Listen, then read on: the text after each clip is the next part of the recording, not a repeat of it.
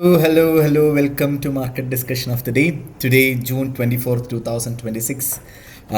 Wednesday ആണ്. So market ഡിസ്കഷനിലോട്ട് പോകുന്നതിന് മുന്നേ ആയിട്ട് നമ്മുടെ പുതിയ ബാച്ച് ജൂലൈ 6 വീണ്ടും സ്റ്റാർട്ട് ചെയ്യുന്നതാണ്. സോ ഫ്രീ ആയിട്ട് ഫോറക്സ് ട്രേഡിംഗ് പഠിക്കണം എന്നുള്ള എല്ലാ ആൾക്കാർക്കും എൻ്റെ ഡിസ്ക്രിപ്ഷൻ ബോക്സിൽ നമ്പർ ഉണ്ടാവും. എനിക്ക് മെസ്സേജ് അയച്ചു കഴിഞ്ഞാൽ ബാക്കി കാര്യങ്ങൾ ഞാൻ കോർഡിനേറ്റ് ചെയ്യുന്നതായിരിക്കും, എടുത്ത് ഓർമ്മിപ്പിച്ച് പോവുകയാണ്.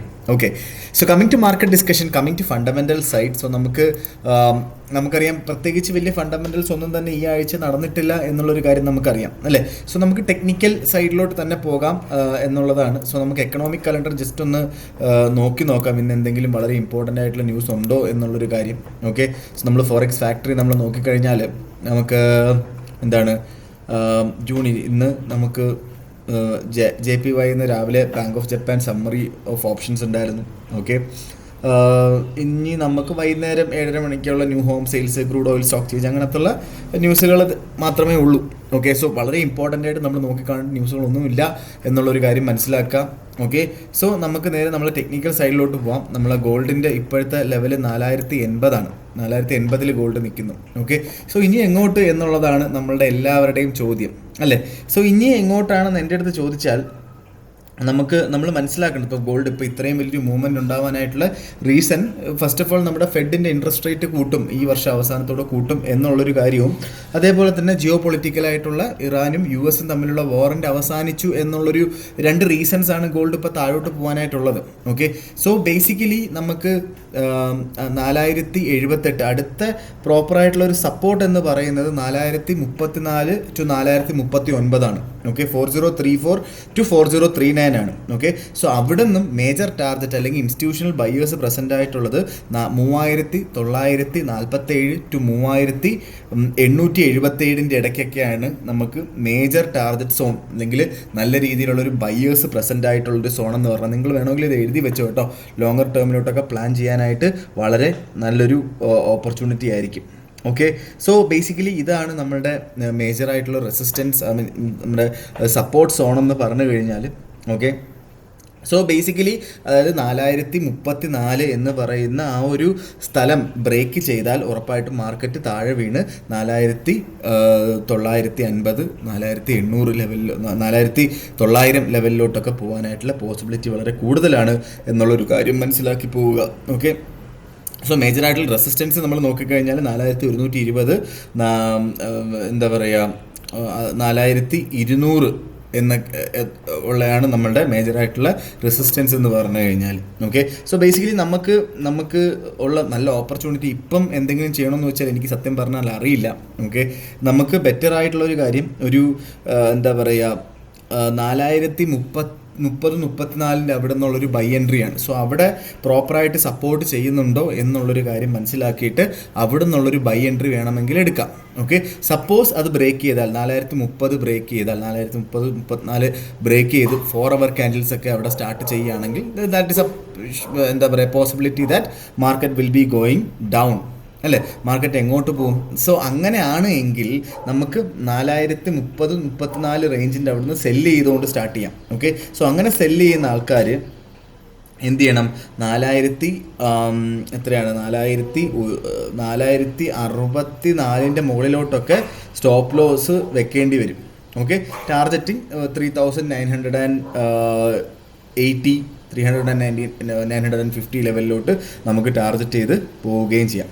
ഓക്കെ, സോ അല്ലാത്ത പക്ഷം 4034 അവിടെ സപ്പോർട്ട് ചെയ്താൽ ഉറപ്പായിട്ടും അവിടെ നിന്ന് ബൈ ചെയ്ത് മുന്നോട്ട് പോവുകയും ചെയ്യാം എന്നുള്ളതാണ് എനിക്ക് ഒരു ലോങ്ങർ ടേമിൽ ഒരു എന്താ പറയുക ഇന്ന് തന്നെ ഈ ഒരു ഓപ്പർച്യൂണിറ്റി കിട്ടുന്നുള്ളതല്ല.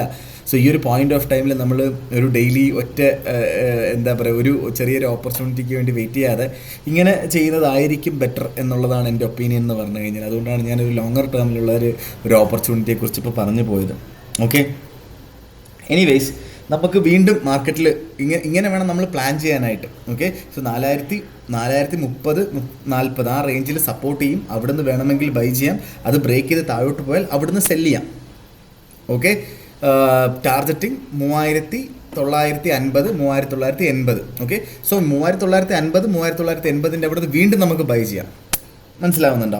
ഓക്കെ, സോ അതേപോലെ മാർക്കറ്റ് എങ്ങാണോ അവിടെ നിന്ന് തിരിച്ച് മുകളിലോട്ട് പോയി 4200 ലെവലിലോട്ടൊക്കെ പോയാൽ അവിടെ നിന്ന് വേണമെങ്കിൽ സെല്ല് ചെയ്ത് സ്റ്റാർട്ട് ചെയ്യുകയും ചെയ്യാം. ഓക്കെ, സോ ഇതാണ് നമ്മളുടെ ഗോൾഡിലെ ഓപ്പർച്യൂണിറ്റി. ഇത് നിങ്ങൾ നോട്ട് ഡൗൺ ചെയ്ത് വെച്ചോ. ഓക്കെ, സോ നേരെ നമ്മളുടെ GBP USDയിലോട്ട് വരാം. GBP USD ഭയങ്കരമായൊരു ഒരു പ്രതിസന്ധിയിലാണ് ആക്ച്വലി. ഓക്കെ, സോ ഞാൻ പലയിടത്തും 1.3200 അവിടുന്ന് ബൈ ചെയ്യാനായിട്ട് പറഞ്ഞിട്ടുണ്ടായിരുന്നു മെനഞ്ഞാന്ന്. സോ അതിൻ്റെ ടാർഗറ്റ് ഹിറ്റ് ആയിട്ടുണ്ടായിരുന്നു. അന്നത്തെ മാത്രം ഓപ്പർച്യൂണിറ്റിയെക്കുറിച്ചാണ് പറഞ്ഞത്. ഓക്കെ, പക്ഷേ ഇനി നമ്മുടെ കുറച്ച് പ്രശ്നങ്ങൾ യു കെയിൽ നടക്കുന്നുണ്ട്. അതിൽ വൺ ഓഫ് ദ മെയിൻ കാര്യമാണ് നമ്മളുടെ UK പ്രൈം മിനിസ്റ്റർ കീർ സ്റ്റാമർ രാജിവെച്ചു, റെസിഗ്നേഷൻ ഉണ്ടായി എന്നുള്ളൊരു കാര്യം. ഇപ്പോൾ പുള്ളിക്കാരൻ താൽക്കാലികമായിട്ട് പ്രൈം മിനിസ്റ്ററായിട്ട് തുടരുന്നുണ്ട്. പക്ഷേ എന്താ പറയുക, ഇങ്ങനൊരു സംഭവം ഉണ്ടായി. സോ ബേസിക്കലി UK എന്താ പറയുക, ഒന്നാമത്തെ GBP ഇപ്പോൾ താഴോട്ട് വരാനായിട്ടുള്ള ഒന്നാമത്തെ റീസൺ നല്ല പോസിറ്റീവായിട്ടുള്ള നമ്മുടെ US ഡോളറിൻ്റെ സ്ട്രെങ്തനിങ് ആണ്. ഓക്കെ, രണ്ടാമത്തത് വീക്ക് UK എന്താ പറയുക എക്കണോമിക് ഡേറ്റാസാണ്. സോ കഴിഞ്ഞ ആഴ്ച വന്ന ഇൻട്രസ്റ്റ് റേറ്റിനകത്തും എന്താ പറയുക മാറ്റങ്ങളൊന്നും ഇല്ലെങ്കിലും പറഞ്ഞത് ഇൻട്രസ്റ്റ് റേറ്റ് കുറയ്ക്കാനുള്ള പോസിബിലിറ്റി ഉണ്ട് എന്നുള്ളൊരു കാര്യം പറഞ്ഞിട്ടുണ്ടായിരുന്നു. അതേപോലെ തന്നെ കീർ സ്റ്റാമറിൻ്റെ ഈ പറയുന്ന രാജിയും മാർക്കറ്റിനെ ഒന്ന് കുലുക്കുന്നുണ്ട്. ഓക്കെ, അതുകൊണ്ടിട്ട് തന്നെ 1.3200 അവിടെ നമുക്ക് സപ്പോർട്ട് ചെയ്യുമോ ഇല്ലയോ എന്നുള്ളൊരു കാര്യം നോക്കിക്കാണേണ്ടിയിരിക്കുന്നു. എനിക്ക് സത്യത്തിൽ അറിയില്ല എന്ന് വേണം പറയാനായിട്ട്. ഓക്കെ, നോക്കിക്കാണേണ്ടിയിരിക്കുന്നു. സോ ഡെഫിനറ്റ്ലി നമുക്ക് നമ്മുടെ മേജർ റെസിസ്റ്റൻസ് എന്ന് പറയുന്നത് 1.3160. Okay, first resistance 1.3100. ഓക്കെ, അതേപോലെ 1.3000. ഓക്കെ, ഇതാണ് 3 റെസിസ്റ്റൻസുകൾ. ഇവിടുന്ന് ഒക്കെ നമുക്ക് വാങ്ങാനായിട്ടുള്ള ഓപ്പർച്യൂണിറ്റീസാണ്. ഓക്കെ, സോ ഈ പറയുന്ന ഓപ്പർച്യൂണിറ്റീസ് നമ്മൾ എങ്ങനെയാണ് കാൽക്കുലേറ്റ് ചെയ്യേണ്ടതെന്ന് വെച്ച് കഴിഞ്ഞാൽ, ഇപ്പോൾ ഈ ഒരു പോയിന്റ് ഓഫ് ടൈമിൽ വാങ്ങണം എന്നെനിക്കറിയില്ല. ഇപ്പോൾ 1.3200 താഴെയായിട്ടാണ് മാർക്കറ്റ് നിൽക്കുന്നത്. ഓക്കെ, അതുകൊണ്ടിട്ട് തന്നെ 1.3200 താഴെയായിട്ട് മാർക്കറ്റ് ഇന്ന് രാത്രി അവസാനിക്കണം, അതിൻ്റെ മുകളിലായിട്ട് മാർക്കറ്റ് അവസാനിക്കണം. എന്നാൽ മാത്രമേ ഒരു ട്രെൻഡ് അപ്പാണ് എന്ന് നമുക്ക് ചെറുതായിട്ടെങ്കിലും പറയാനായിട്ട് പറ്റത്തുള്ളൂ, അല്ലേ? സോ അല്ലാത്ത പക്ഷം ഒരു 4 hour ക്യാൻഡിൽ 1.3160 താഴെയായിട്ട് സ്റ്റാർട്ട് ചെയ്യുകയാണ്, അവിടെ സസ്റ്റെയിൻ ചെയ്യുകയാണ് എങ്കിൽ അവിടുന്ന് സെല്ല് ചെയ്തുകൊണ്ട് ബ്രേക്ക് സെല്ലെടുത്തിട്ട് നമുക്ക് സ്റ്റാർട്ട് ചെയ്ത് പോകാവുന്നതാണ്. ഓക്കെ, അല്ല എങ്കിൽ നമുക്കൊരു 1.3250 സോണിലൊക്കെ അവിടെ റെസിസ്റ്റൻസ് ഉണ്ട് എന്നുള്ളൊരു മനസ്സിലാക്കി കഴിഞ്ഞാൽ അവിടുന്ന് വേണമെങ്കിൽ നമുക്ക് സെല്ലെടുത്തുകൊണ്ട് സ്റ്റാർട്ട് ചെയ്യാം. ഓക്കെ, സോ ബൈ ഓപ്പർച്യൂണിറ്റി എന്ന് പറയുന്നത് 1.300 അവിടുന്ന് 1.3100 അവിടെ നിന്നൊക്കെ കിട്ടിയാൽ പ്രോപ്പറായിട്ടുള്ള ഒരു ബൈ ഓപ്പർച്യൂണിറ്റി നമ്മളെ കാത്തിരിക്കുന്നുണ്ട് എന്നുള്ളതാണ് അതിൻ്റെ ഏറ്റവും വലിയ പ്രത്യേകത. ഓക്കെ, സോ നേരെ നമ്മളുടെ യൂറോ USDയിലോട്ട് പോകാം. യൂറോ USD വീണ്ടും യൂറോയും എന്താ പറയുക ഒരു പ്രശ്നത്തിലാണ്. 1.1370 നിൽക്കുന്നു. ബേസിക്കലി നമ്മുടെ US ഡോളർ സ്ട്രെങ്തനാവുന്നു. അതേപോലെ തന്നെ എന്താ പറയുക നമ്മുടെ യൂറോപ്പിലെ എക്കണോമിക് ഡേറ്റയും വരുന്നതൊക്കെ കുറച്ച് നെഗറ്റീവായിട്ടാണ് എന്നുള്ളൊരു കാര്യം നമ്മൾ മനസ്സിലാക്കുക. നമ്മളുടെ ഓപ്പർച്യൂണിറ്റിയെക്കുറിച്ച് നമ്മൾ പറഞ്ഞു കഴിഞ്ഞാൽ നമുക്ക് ഈ ഒരു പോയിന്റിൽ നിന്ന് വാങ്ങണം എന്ന് ഞാൻ ഒരിക്കലും റെക്കമെൻഡ് ചെയ്യത്തില്ല. നമുക്ക് ഒരു ക്ലീൻ ആയിട്ട് നമുക്കൊരു 1.1300 അവിടെയൊക്കെ കിട്ടിക്കഴിഞ്ഞാൽ അവിടുന്ന് ബൈ ചെയ്ത് സ്റ്റാർട്ട് ചെയ്യുന്നത് നല്ലൊരു ഓപ്പർച്യൂണിറ്റി ആയിരിക്കും. ഓക്കെ, അതാണ് എനിക്കൊരു പ്രോപ്പറായിട്ടുള്ളൊരു ബൈ എൻട്രി എന്ന് പറയാനായിട്ടുള്ളൊരു ഒരു സ്ഥലം എന്ന് പറഞ്ഞു കഴിഞ്ഞാൽ അവിടുന്ന് ബൈ എടുക്കുന്ന ആൾക്കാർ 1.1270 താഴെ സ്റ്റോപ്പ് ലോസ് കൃത്യമായിട്ട് വെച്ച് പോകണം. ടേക്ക് പ്രോഫിറ്റ് നിങ്ങളുടെ ഇഷ്ടമാണ്. ഒന്നെങ്കിൽ നിങ്ങൾക്ക് ലോങ്ങർ ടേമിലോട്ടോ ഇല്ലെങ്കിൽ നിങ്ങൾക്ക് അന്നത്തെ ദിവസം തന്നെ സെൽ ഓഫ് ചെയ്ത് പ്രോഫിറ്റ് എടുക്കുകയും ചെയ്യാം. ഓക്കെ, സോ ഇതാണ് എനിക്ക് USDയിൽ പറയാനായിട്ടുള്ള കാര്യം. ഇല്ലാത്ത പക്ഷം നമുക്ക് സെല്ലെടുക്കണമെന്ന് ചോദിച്ചാൽ എനിക്ക് ആക്ച്വലി അറിയില്ല, സെല്ലിനെ കുറിച്ച് ഞാൻ പറയുന്നില്ല. ഓക്കെ, പക്ഷെ അറിയാവുന്നൊരു കാര്യം 1.1360 താഴെയായിട്ട് മാർക്കറ്റ് ഓപ്പൺ ആയാൽ അവിടുന്ന് നല്ല രീതിയിലുള്ളൊരു ചെറിയ രീതിയിലുള്ളൊരു സെല്ലിംഗ് ഒക്കെ ഉണ്ടാവും. മിനിമം ഒരു 60 പിപ്സിൻ്റെയൊക്കെ മൂവ്മെൻറ്റ് ഉണ്ടാവാനായിട്ടുള്ള പോസിബിലിറ്റി ഉണ്ട്. ഓക്കെ, നേരെ നമ്മളുടെ USD JPY എന്താണ് USD JPYയുടെ അവസ്ഥ, അല്ലേ? എന്തുകൊണ്ടാണ് ബാങ്ക് ഓഫ് ജപ്പാൻ ഇൻ്റർവെൻഷൻ ഉണ്ടാവാത്തത്? ഇൻ്റർവെൻഷൻ ഉണ്ടായാൽ ഒറ്റയടിക്കായിരിക്കും $300 to $500 താഴോട്ടുള്ള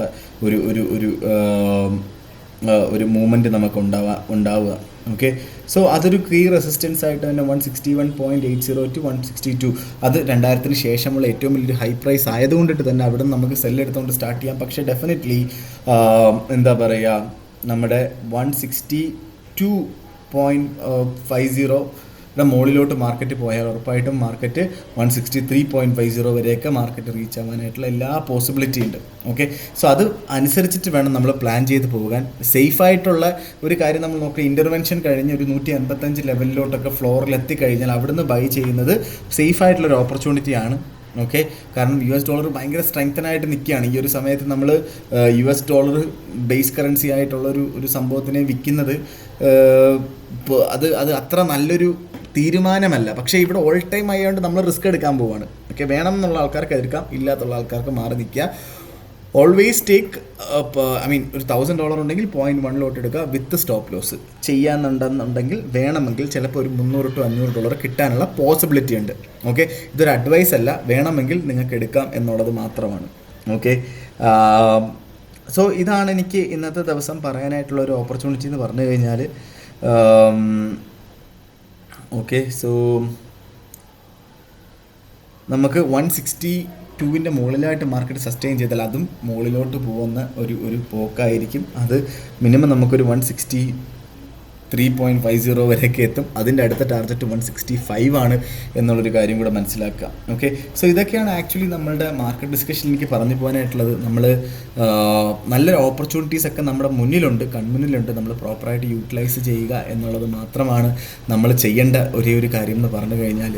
ഓക്കെ, സോ അങ്ങനെ നമുക്ക് ഒരുമിച്ച് ട്രേഡ് ചെയ്ത് മുന്നോട്ട് പോകാം എന്ന് പറഞ്ഞുകൊണ്ട് ഇന്നത്തെ ദിവസത്തെ മാർക്കറ്റ് ഡിസ്കഷൻ ഞാൻ കൺക്ലൂഡ് ചെയ്യാണ്. മാർക്കറ്റ് ഡിസ്കഷനായിട്ട് നമ്മൾ നാളെ കാണുന്നത് വരെ എല്ലാവർക്കും ഗുഡ് ബൈ.